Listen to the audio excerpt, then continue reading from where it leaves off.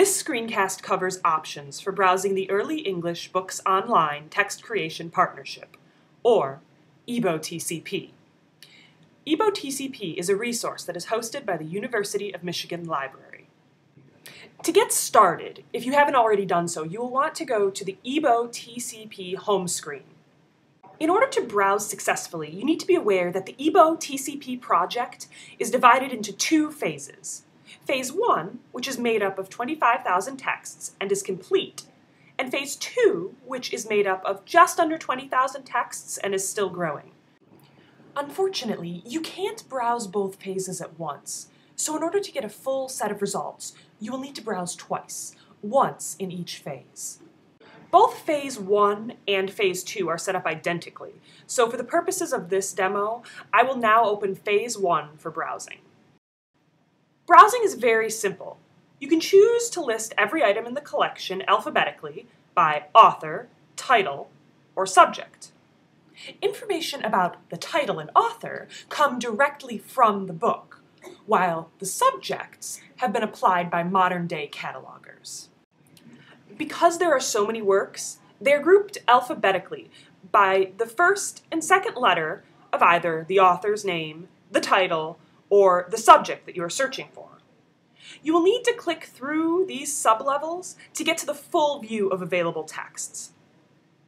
If a particular combination of two letters, for example, A, J, is not offered at a sublevel, this indicates that there are no results beginning with this combination of letters.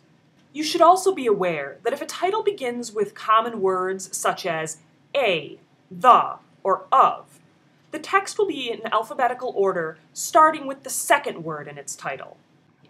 You may also wish to use the Quick Browse option to find specific words, subject, or author's names to browse through. Simply type the word or the beginning of the word that you would like to browse for into the window and hit enter. This will return a list of texts that contain the word you selected to browse for.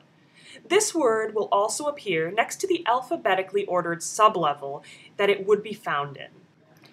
If you find a text that you're interested in, you can click on it, and this will take you to view more detailed information about the text. From here, you may also choose to view the whole text, or add it to your book bag. Items added to your bag while in Phase 1 will also appear in your book bag in Phase 2, and vice versa. This is useful because, as noted before, you'll need to browse twice, once in Phase 1 and once in Phase 2, to really get a sense of the entire corpus of titles available.